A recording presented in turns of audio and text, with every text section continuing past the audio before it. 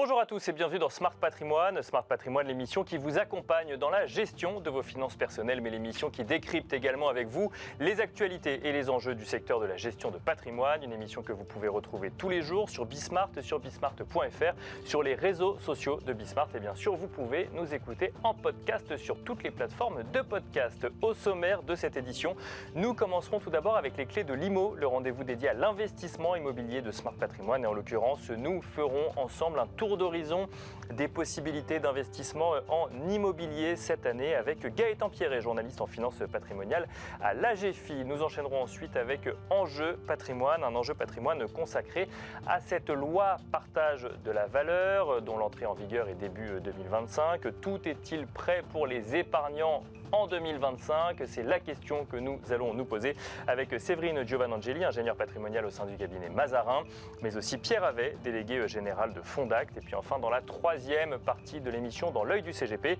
nous ferons le point sur le private equity, le capital investissement. Quelles sont les différentes possibilités de s'y exposer ou d'y investir? Nous traiterons cela avec François-Xavier Legendre, associé gérant au sein de Dauphine Patrimoine. On se retrouve tout de suite sur le plateau de Smart Patrimoine. Et c'est parti pour les clés de l'IMO, le rendez-vous dédié à l'investissement immobilier de Smart Patrimoine. Nous allons ensemble faire un tour d'horizon des différentes façons d'investir en immobilier avec Gaëtan Pierret. Bonjour Gaëtan Pierret. Bonjour Nicolas. Bienvenue sur le plateau Smart Patrimoine. Vous êtes journaliste en finance patrimoniale au sein de l'AGFI. Vous suivez de près les différents sujets immobiliers, que ce soit SCPI, SCI, crowdfunding ou autres. Et on trouvait intéressant de faire une sorte d'état des lieux avec vous de l'investissement en immobilier. Et je vous propose de commencer sans plus tarder par les SCPI qui ont fait couler beaucoup d'encre depuis ces derniers mois. Et qui continue. Alors on peut partir des chiffres que l'ASMI a présentés, c'est le bilan officiel du premier trimestre de l'année et qui donne du coup déjà de bonnes indications sur comment se sont comportés les SCPI en ce début d'année.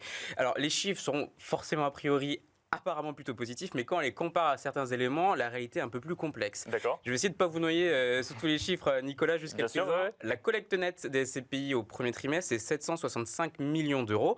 Alors, c'est un peu moins par rapport au dernier trimestre 2023, c'était 800 millions d'euros, mais c'est un effondrement de 70% par rapport au premier trimestre 2023. D'accord. Donc, d'un an à l'autre, en fait, on est passé sur une même période de 70% de collecte de moins.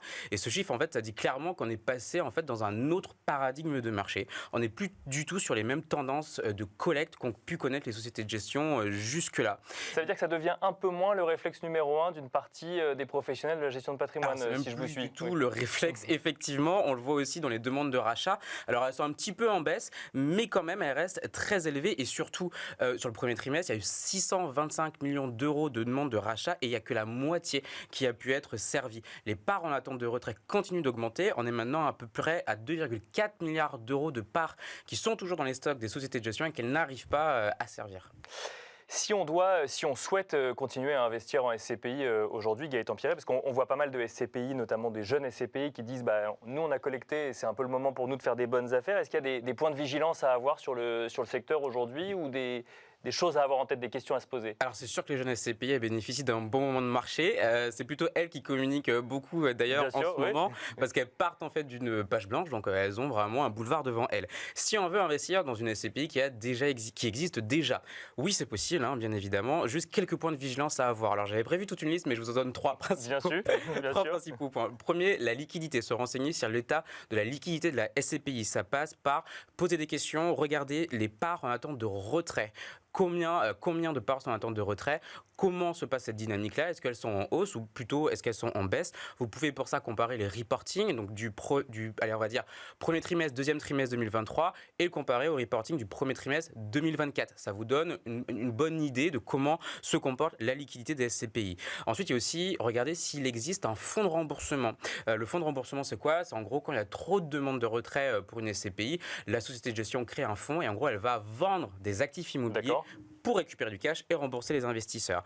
Deuxième point, checker les gates. Les gates, ce sont les mécanismes de plafonnement des retraits. Ça fait un peu barbare dit comme, bien sûr, comme ça, mais en fait c'est très simple. Une société de gestion, quand elle a trop de parts à servir, elle peut limiter les sorties. C'est-à-dire elle va dire, au-delà de 2 millions d'euros de demande sur un trimestre, hop, je bloque les sorties et vous pourrez sortir que au trimestre d'après. Et ça, c'est prévu quand on rentre dans la SCPI ou ça peut être prévu Non, c'est quand on rentre dans la SCPI, donc on peut le voir effectivement dans les documents contractuels. Exactement, dans les conditions de la SCPI, regardez bien les contrats. Alors je sais que personne n'a envie de lire les contrats en général déjà, mais pour les SCPI, pour le coup, il faut le faire et de manière générale en investissement. Et en gros, ces gates-là, les sociétés de gestion peuvent les activer et dans les conditions, c'est prévu dans quelle modalité, avec quelle modalité, pardon, elles peuvent les appliquer. Et enfin, le troisième point, interroger la société de gestion sur le poids des gros porteurs capitaux des SCPI. Alors ça, c'est simple, les gros porteurs, il y a les petits porteurs, des investisseurs particuliers qui vont investir dans la SCPI pour quelques milliers, centaines de milliers d'euros, dizaines de milliers d'euros.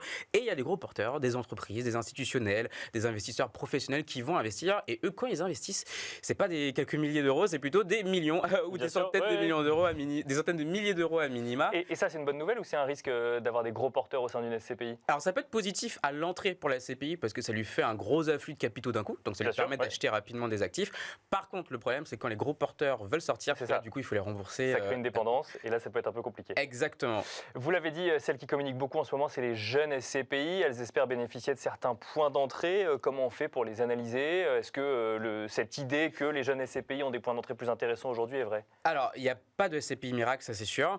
C'est un peu compliqué d'avoir une vision globale puisque finalement, elles sont très récentes, donc elles n'ont pas un track record. Je pense que les points sur lesquels il faut interroger ces gérants-là, c'est sur leur stratégie globale pour le futur. Quelles vont être leurs politiques en termes de présence des gros porteurs, en termes d'endettement. Essayer de comprendre vraiment là où ils veulent aller, puisqu'on ne sait pas où ils sont, enfin on sait où ils sont aujourd'hui, mais on ne sait pas où ils vont aller. Il faut essayer d'avoir une vision claire. Maintenant, il faut aussi faire attention à 2-3 petits trucs, essayer de savoir qui sont derrière ces SCPI. Et d'ailleurs, ça me fait penser à 2 petits jeux qu'il faudra continuer à regarder dans les prochains mois. C'est le jeu des chaises musicales. En gros, c'est des gérants, des directeurs immobiliers qui changent de maison et en fait, ça a déjà commencé à envoyer des noms comme ça, circuler sur le marché. Le deuxième jeu, c'est le jeu des fusions de SCPI.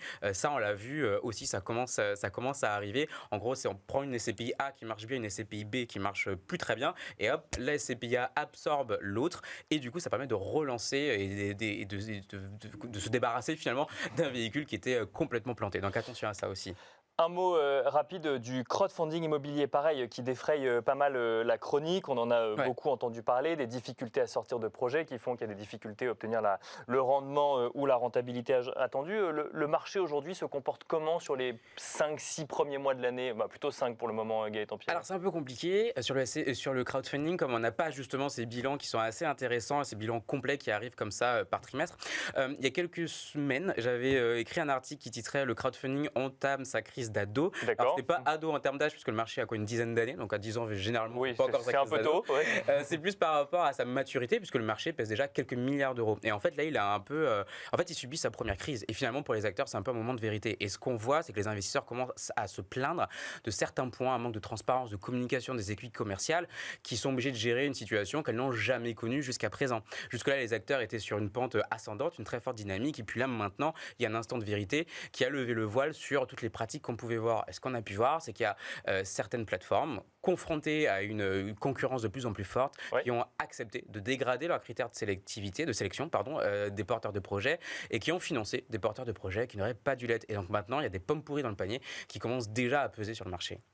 Et c'est ce qui fait que finalement, c'est l'arbre qui cache la forêt quelque part quand on parle de crowdfunding immobilier. C'est-à-dire qu'il y a quelques projets un peu pommes pourries, comme vous dites, qui viennent cacher finalement un secteur qui marche bien aujourd'hui. Exactement. Malgré la hausse des taux? Oui, c'est ça. Alors, il y a un peu un effet loupe parce que quand on se balade par exemple sur les investisseurs, sur les forums d'investisseurs, ou quand on leur parle directement, forcément, vous savez ce que c'est. Quand on est content, on ne se plaint pas, on ne parle pas, et dès qu'on n'est pas content, on va se plaindre. Donc il y a un peu un scope déformant. Par contre, ce qui est assez étonnant de voir, c'est que c'est les noms qui reviennent. Les noms de porteurs de projets qui reviennent régulièrement, les noms de plateformes aussi qui reviennent régulièrement, y compris des plateformes qui ont pignon sur rue, qui sont très connues, qu'on voit beaucoup dans la presse. En fait, c'est jusque-là, tout allait bien, et maintenant que tout va moins bien, c'est un peu compliqué. C'est là qu'on voit du coup ce qui se passe vraiment en coulisses.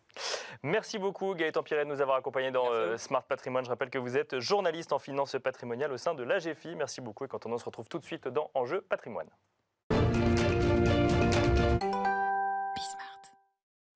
Et nous enchaînons à présent avec Enjeu patrimoine. Nous allons nous projeter dans les prochains mois, début 2025, où entre en vigueur la loi partage de la valeur. Nous allons tenter de comprendre ensemble si tout est prêt pour 2025 et surtout comment s'y préparer en tant qu'épargnant. Pour en parler, nous avons le plaisir de recevoir sur le plateau de Smart Patrimoine Séverine Giovannangeli. Bonjour Séverine Giovannangeli. Bonjour Nicolas. Bienvenue sur le plateau Smart Patrimoine. Vous êtes ingénieur patrimonial au sein du cabinet Mazarin et nous avons le plaisir d'accueillir également Pierre Havet. Bonjour Pierre Havet. Bonjour. Vous êtes délégué général de Fondact. Un mot peut-être sur Fondact qui milite quand même beaucoup pour qu'il y ait plus de partage de la valeur en entreprise. C'est bien résumé ? Oui, ça c'est bien dit. Je crois que vous m'avez complètement pris en introduction. Alors, bon, effectivement, plus de partage de valeur dans l'entreprise. Et un des leitmotifs chez nous, c'est que ce partage de la valeur bénéficie à l'ensemble des salariés. D'accord. Bon, on va... Maximum de salariés. On va y revenir parce que c'est le cas dans beaucoup de grosses entreprises, et c'est un peu plus le problème dans les plus petites, et ça sera sans doute le cœur de notre sujet. Mais la loi partage de la valeur va justement améliorer les choses, Pierre Havet. Bien sûr. Est-ce qu'on peut commencer cette émission par redéfinir un petit peu les grandes évolutions justement qui vont être amenées par cette loi partage de la valeur, peut-être le cadre législatif pour commencer avec vous, Séverine Giovannangeli ? Oui, alors écoutez, suite à l'ANI de février 2023, la nouvelle loi sur le partage de valeur va obliger toutes les entreprises de 11 à 49 salariés à mettre en place au moins un dispositif d'épargne salariale. C'est ça, ouais. À savoir l'intéressement, la participation, le PE, le PERCO. Alors l'un ou l'autre, ou bien toutes ensemble. Hein, bien sûr, ça sera encore mieux. Je crois que ce n'est pas vous qui allez vous contredire sur ce point-là. En tout cas, ça va être obligatoire, alors que pour l'instant, c'était uniquement pour les entreprises de plus de 50 salariés, voire les très grosses entreprises. Donc là, on rediminue et à partir de 10 salariés, mise en place obligatoire d'un dispositif d'épargne salariale. C'est ça. Jusque-là, il y avait une incitation. On essayait de faciliter effectivement les mécanismes qui permettaient aux petites et moyennes entreprises de le faire. Là, à partir du 1er janvier 2025, ça va être obligatoire. Ça va être obligatoire. Il va falloir être prêt. Et justement, c'est un petit peu le thème de notre émission. Je ne suis pas vraiment sûre qu'on le soit tous. D'accord. Tout est-il prêt pour 2025 ? On a un début de réponse avec vous, Séverine Giovannangeli. On n'est pas tous prêts. Pourquoi ? Côté épargnant, côté entreprise ? Alors, côté gestionnaire de fonds, peut-être ? Alors, du côté de l'État, je crois que vous connaissez un petit peu mieux que moi tout ce qui est législatif et où en sont les décrets d'application. On n'est pas totalement prêt. D'accord. Du côté des compagnies d'assurance, c'est un petit peu compliqué aussi. Et puis du côté des PME, je ne suis pas certaine qu'on ait vraiment encore accès à l'information, ou déjà accès à l'information. Donc ça va être un petit peu compliqué. Pierre Havet, on n'est pas prêt, que ce soit au niveau de l'État ou des compagnies d'assurance ? C'est ce que vous constatez également ? Les compagnies d'assurance, j'ai peut-être un peu moins de recul ou un peu moins d'éléments d'appréciation. En revanche, en ce qui concerne l'État, il y a clairement 6 mois de retard. On attend les décrets depuis la fin du mois de novembre. Tout à fait. Date de la sortie de la loi. Donc on navigue à vue aujourd'hui sur le sujet ? On n'a pas d'éléments concrets, tangibles ? On navigue à vue sur un certain nombre de points concrets et tangibles. Il y a des choses qui peuvent attendre, mais il y a des choses qui peuvent difficilement attendre. Un exemple, les sommes qui sont issues de la PPV, aujourd'hui, est-ce qu'on peut les mettre sur des P2E ? Et dans quelles conditions ? Tout l'écosystème financier de la gestion est en attente sur le sujet, pas uniquement les assureurs. Pourtant, c'est l'idée un peu de la loi partage de la valeur. Ce que vous appelez la PPV, donc c'est la prime de partage de la valeur, la prime Macron. Ouais. L'idée, c'est qu'on puisse la réinvestir sur un PER ou un plan d'épargne entreprise. Sauf que là, on attend les textes qui le disent clairement, c'est ça ? On attend qu'effectivement, les gestionnaires attendent les textes qui leur permettent de mettre la mécanique en route. Ça, c'est un vrai sujet. Vous avez raison de rappeler que ça concerne aussi les PER. Et c'est pas tout à fait neutre, parce qu'il y a une histoire d'incidence fiscale dans tout ça.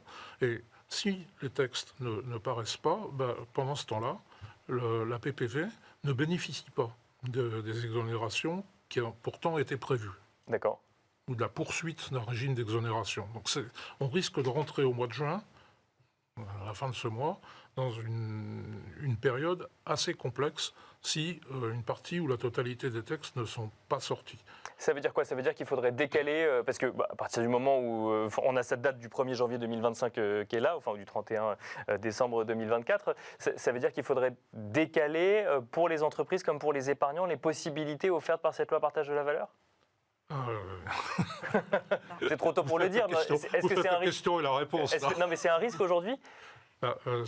On va attendre de voir si l'État arrive à légiférer, enfin à proposer tous les décrets d'application à temps, mais c'est pas du tout sûr. Par exemple, il y a des cas de déblocage anticipé, des PE. Ouais. Il y a de nouveaux cas de déblocage anticipé. On ne connaît pas encore leur modalité d'application. Notamment les dépenses qui vont être liées à la transition écologique, qui vont pouvoir nous permettre de sortir avant 5 ans, Bien sûr, en exonération d'impôt sur le revenu et avant 5 ans. Les dépenses qui vont être liées à une activité de proche aidant, parce qu'on essaye de plus en plus d'aider les gens qui ont quelqu'un à accompagner dans leur famille. Donc là aussi, on pourra verser sur des PE, donc moins de 5 ans, sortir en exonération d'IR pour aider quelqu'un de la famille. Mais dans quelles conditions, quelles sont les modalités d'application, on ne sait pas. On navigue un petit peu à vue pour l'instant. Donc on ne peut pas se préparer aujourd'hui sur le sujet loi partage de la valeur, sur les possibilités offertes aux épargnants dans la gestion de leur patrimoine, d'utiliser ces nouveaux mécanismes. Là, je parle des épargnants, mais on pourra parler des entreprises aussi, parce que ça va d'ailleurs commencer par là. Mais Alors, c'est très compliqué, parce qu'on leur dit que très probablement, ils auront des cas de déblocage anticipé supplémentaires, mais on ne les connaît pas réellement. D'accord. On ne connaît pas non plus les plafonds d'abonnement qui vont être également multipliés par 2 si vous réinvestissez sur des actions de votre propre entreprise. D'accord. Mais tout ça, on attend les décrets. On dit effectivement aux salariés et aux chefs d'entreprise que l'actionnariat salarié va se développer grâce à ça, mais comment et dans quelles conditions, je pense qu'on ne peut pas encore réellement le dire. Pierre avait, oui. Je n'ai pas l'ombre d'un écart avec ce que vous venez de dire, et je vais juste ajouter que finalement, on a fait l'économie d'une réflexion concernant les problèmes de forfait social. Eh oui. On a un barème de forfait social, on ne le répétera jamais assez, qui est complètement aberrant, et on n'a absolument pas passé une minute à le remettre en cause, alors que je rappelle que dans l'ANI, il y a un appel à une réflexion sur ce barème du forfait social. Et puis par ailleurs, il y a des négociations qui doivent avoir lieu dans les entreprises. Celles-là, il n'y a rien qui les empêche d'ici la fin du mois de juin, soit dans les entreprises sur les questions de profit exceptionnel. Au sein de chaque entreprise, il doit y avoir quoi, des accords au sein des entreprises et donc des négociations qui peuvent déjà être lancées, c'est ça, il n'y a rien qui l'empêche. Et il y a également tout ce qui est au niveau des branches qui peut être entamé sans pour autant attendre beaucoup plus. Cela étant dit, je pense que quand on voit l'inertie qu'il y a sur le reste, c'est pas très incitatif. Même si quelques branches sont en train de se préoccuper, moi j'ai des contacts avec les gens de l'économie sociale et solidaire. Je voudrais saluer l'introduction de l'économie sociale et solidaire dans le texte de la loi de novembre. Clairement, tout l'univers de l'économie sociale et solidaire ne bénéficiait quasiment de rien. Et là, maintenant, c'est admis pour eux. Donc eux, ils peuvent commencer à réfléchir, ils peuvent commencer à négocier et à penser à des dispositifs pertinents. Les entreprises entre 10 et 49 salariés, Pierre Havet, aujourd'hui, elles attendent de voir ce qui va se passer. Comme vous le laissez entendre un petit peu sur le sujet négociation, elles sont inquiètes. Comment est-ce que quel écho vous avez un petit peu du monde de l'entreprise sur le sujet? Alors là-dessus, c'est pas très différent de ce qui se passe pour des entreprises un peu plus grosses. Juste un chiffre. Dans les entreprises en dessous de 50, il y a un taux d'équipement qui est à peine de l'ordre de 10%. D'accord. Ça veut dire qu'il y a 10% des salariés qui sont couverts. Dans les entreprises ETI et au-dessus, c'est plutôt 90. Donc on est dans une logique 90-10. C'est des chiffres très gros, très arrondis, mais c'est pour faire bien comprendre. Donc ensuite, quand on passe aux entreprises de taille... de la taille que vous avez citée, oui. Donc entre oui, on ne sait pas si c'est des petites ou moyennes entreprises, mais effectivement, 11-49 salariés. Les PME. Celles-là, il y a un peu deux catégories. Il y a les entreprises qui attendent qu'une chose, c'est de se mettre en branle, D'accord. c'est de pouvoir négocier, qui sont sincères, donc qui attendent une les volonté. Et puis après, il y a ceux qui traînaient des chaussures depuis longtemps. Qui sont ravis de voir que ça... Il y avait des semelles de plomb Et et qui vont peut-être continuer à profiter pour avoir les semelles de plomb pendant assez longtemps. Ça, très clairement, nous, chez Fondac, on est plutôt pour favoriser défendre la première catégorie. Séverine Giovanangeli, quand on est épargnant à mi-2024, qu'est-ce qu'on peut faire? Comment est-ce qu'on peut se préparer à cette entrée en application qui finalement va être bénéfique quand même pour un certain nombre d'épargnants le jour où tout sera mis en place? Même si aujourd'hui on a l'impression, on n'en voit pas le bout. Mais... On n'en voit pas le bout, mais effectivement ça va être très intéressant parce que les épargnants vont pouvoir verser leur intéressement, leur participation sur des PE, des PERCO.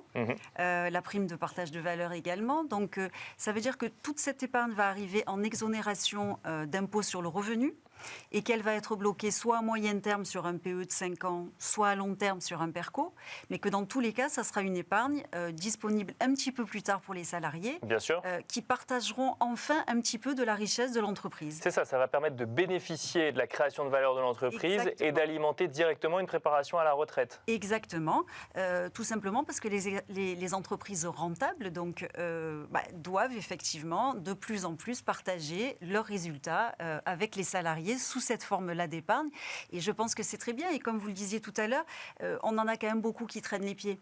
On en a beaucoup qui nous disent, parce qu'en allant sur le terrain, qui nous disent « Ah ben oui, mais il y a l'inflation, il y a le coût des matières premières, on dégage moins de marge. » Alors évidemment, c'est pour les entreprises rentables et qui dégagent des marges. Mais là, il va quand même falloir vraiment se pencher sur le sujet et partager la valeur avec les salariés. Oui. Comment est-ce qu'aujourd'hui, concrètement, on peut se préparer? Il y a des choses qu'on peut mettre en place quand on est épargnant, ou de toute façon, il faut attendre un petit peu que tout soit juridiquement clair pour actionner la moindre chose? On peut quand même aller voir ses RH, on peut commencer à faire des démarches, ou c'est un peu tôt? C'est l'entreprise qui en fait va solliciter les collaborateurs quand tout sera prêt. D'accord. Parce qu'il y a des accords d'intéressement à mettre en place, des accords de participation, un PE à mettre en place avec un assureur, un PERCO également. Donc une fois que tout ça sera mis en place, quand tout sera légiféré, donc le premier stade, ça va être le législatif, ensuite les compagnies, et ensuite l'épargnant via le RH, c'est le chef d'entreprise. Donc on voit que le chemin est encore long. Le chemin est encore long, mais il reste cette date butoir du 31 décembre 2024, Exactement. Pierre Havet. Oui, alors d'abord, un petit commentaire, c'est que la PME, elle n'a pas toujours une fonction RH très développée, voire pas développée du tout. Exactement. Bon. Où c'est quelquefois fait par le financier, donc il faut que le financier soit éduqué et inspiré. Donc ça arrive, hein, mais ce n'est pas toujours le cas. Donc c'est un premier obstacle. Le deuxième obstacle, c'est que dans ces entreprises-là, il faut aussi qu'il y ait des gens en face pour négocier. Bien sûr, oui. Donc il faut s'organiser complètement. Donc, oui. Vous savez les uns et les autres que ce n'est pas dans la tranche entre 11 et 49 qu'il y a le plus de taux de présence syndicale dans ce pays. On peut le déplorer ou non, mais en tout cas, ça a plutôt tendance, je pense que et oui, bien sûr. vous le savez, Tout à fait. les PME craignent plutôt la présence des organisations syndicales. Alors, nous, clairement, un des mantras de Fondac, c'est de dire que c'est un puissant outil de dialogue social et un puissant outil de management. Tous les dispositifs, notoirement de l'intéressement, mais aussi les autres, la participation et tout ce qui se négocie dans l'entreprise. Merci beaucoup. De partage. Merci beaucoup Pierre Havet de nous avoir accompagnés, délégué général de Fondac. Merci également et Séverine Giovanangeli, ingénieur patrimonial au sein du cabinet Mazarin. Merci à vous de nous avoir suivis. On se retrouve tout de suite dans l'œil du CGP. Et nous enchaînons à présent avec l'œil du CGP. Nous allons tenter de comprendre ensemble quelles sont les différentes manières d'investir en private equity. Et pour cela, nous avons le plaisir de recevoir sur le plateau de Smart Patrimoine François-Xavier Legendre. Bonjour François-Xavier Legendre. Bonjour Nicolas, merci de me recevoir. Merci à vous, vous êtes associé chez Retores Finance. Alors on va tenter de comprendre ensemble quelles sont les différentes manières de s'exposer au private equity, puisque finalement derrière ce terme, il y a différentes manières d'investir, François-Xavier Legendre. Alors, c'est une très bonne question. Le marché private equity est ouvert en fait aux particuliers depuis très peu de temps, ce qui explique qu'il y a un manque de connaissances en fait sur ce sujet. Si vous voulez vous exposer au private equity, il y a différentes classes d'actifs. Il faut faire très attention dans quoi on investit parce que le risque n'est pas le même. La première chose qu'on connaît, c'est le capital risque, venture capital. Là, vous investissez dans des sociétés qui sont jeunes, qui sont risquées et qui peuvent effectivement être le Google de demain. D'accord. En revanche, votre niveau d'investissement est très long, avec un retour sur investissement probable fort. Et un risque assez élevé aussi, vous l'avez dit. Et un risque assez élevé, parce qu'on peut se retrouver avec rien au bout de 12 ans, 14 ans, 15 ans. D'accord. C'est pas impossible. Même si on diversifie, il y a quand même un risque assez élevé. Ensuite, ce que vous avez, c'est que vous avez du capital développement. Là, c'est une entreprise qui existe déjà, qui fonctionne, mais qui a vraiment besoin d'un coup de booster. Donc là, c'est une catégorie de risque moins élevée, où vous dites, j'ai des chances de bien gagner ma vie. Donc là, c'est déjà des sociétés qui sont sous l'objet d'un LBO, c'est plutôt intéressant. Ouais. Troisième catégorie, vous avez le capital transmission. Globalement, c'est là où vous avez un chef d'entreprise qui dit « j'aimerais bien passer la main à un moment ou à un autre, ou j'ai un associé qui veut partir ». Mais la boîte, elle tourne bien, elle gagne bien sa vie, et vous avez des fonds de private equity qui rentrent dedans. Auquel cas là, pour un investisseur privé, c'est plus intéressant parce que le risque est plus faible, le rendement sera peut-être un peu moins élevé, mais en revanche, vous avez une belle visibilité devant vous, et on est sur des durées qui sont quand même de l'ordre d'une dizaine d'années. Entre le premier centime que vous mettez et le dernier centime que vous récupérez, il peut se passer 10 ans. En revanche, vous avez des chances d'avoir un investissement plutôt fort. Vous avez une dernière catégorie que nous, on n'adore pas, qui est le distress, qui est, vous achetez des entreprises en difficulté, et vous dites, le gérant va être capable d'accompagner la boîte et de la redresser. Là, vous pouvez faire des fortunes, mais la plupart du temps, vous ne gagnez pas d'argent. D'accord. Ça, c'est encore plus risqué finalement que le capital risque. Ouais. Exactement. Et il y a une classe d'actifs qui nous intéresse aussi énormément aujourd'hui, c'est la dette privée. D'accord. Oui. Donc là, ce n'est pas des actions, c'est on prête de l'argent à une entreprise. Et l'entreprise, elle va payer une dette en fait tous les ans. C'est de l'investissement obligataire, mais pour du non-coté. Exactement. D'accord. Oui. Et l'intérêt, pourquoi est-ce que je trouve qu'aujourd'hui c'est très intéressant? C'est parce que les taux d'intérêt ont monté, les rentabilités qu'on peut avoir, elles se situent entre 7 et 10% par an. Donc c'est vraiment exceptionnel. Ça ne durera pas. Et le taux de risque et d'accident est assez faible. D'accord. Donc pour le coup, je pense que ça... Est-ce qu'on est sur une maturité d'entreprise suffisante quand on en vient à leur prêter de l'argent, c'est ça ou ce sont des grosses entreprises. Oui, c'est ça. C'est la catégorie capital transmission qu'on évoquait tout à l'heure. D'accord, je comprends. Oui, les banquiers ont bien regardé, les spécialistes, que l'entreprise, elle va rembourser. Ils surveillent, c'est tout un métier. Et l'intérêt de la dette privée, c'est que c'est plus court que le private equity. On dit qu'en private equity, on récupère son capital au bout de 7 ans. Puis après, il y a tous les intérêts. Là, c'est plutôt autour de 5-6 ans. Donc, c'est un peu plus rapide. Donc, et aujourd'hui, les rentabilités sont assez similaires. Donc, il y a une prime à aller sur ce segment. Oui. Et il y a une dernière chose que je n'ai pas évoquée. Là, je vous ai parlé de tout ce qui était marché primaire. Oui, bien sûr. Il existe une classe d'actifs qui est le secondaire, c'est-à-dire le marché de l'occasion. Quand vous avez une société qui dit, un client qui dit « moi, je me suis engagé sur 10 ans, mais je ne peux pas tenir 10 ans », j'aimerais bien trouver quelqu'un qui va racheter mes parts. Et donc le marché secondaire, c'est un peu le marché de l'occasion comme de la voiture. Vous achetez le portefeuille de la personne qui veut vendre avec une décote. Et il existe dans des fonds spécialisés là-dessus. La durée est souvent la même, de l'ordre de 10 ans. Mais il y a certains acteurs, et ça c'est très intéressant, on découvre ça, qui font les investissements en une année, ce qui fait qu'on gagne en 3 et 4 ans par rapport à un investissement classique. D'accord. Donc il y en a peu, et ça commence. On a la même chose avec le co-investissement, où finalement vous avez un acteur qui va acheter, qui va rentrer dans les sociétés en une fois, en une année, ce qui fait qu'il va aussi gagner un certain nombre d'années. Pour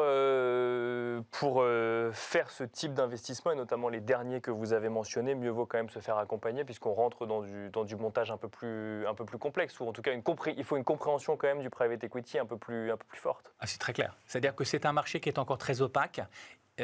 Le concept private equity, quand on regarde les statistiques, il y en a pas mal qui se plantent. Donc, il faut aussi regarder les choses. Vous avez des bons acteurs et des moins bons acteurs. Donc, vous devez être accompagné pour choisir les bonnes sociétés et même vous faire accompagner dans votre stratégie parce que tout le monde ne va pas faire. Il y a des gens un peu plus prudents vont faire de la dette, éventuellement du secondaire. Et puis, au fur et à mesure, vous allez organiser votre portefeuille pour avoir plusieurs types de risques dans votre portefeuille. Et là, vous avez des chances de faire comme les grandes fortunes, que ça se passe bien. Merci beaucoup François-Xavier Legendre. Je rappelle que vous êtes associé chez Retores Finance. Merci et merci à vous de nous avoir suivis. On se retrouve très vite sur Bismart. Merci.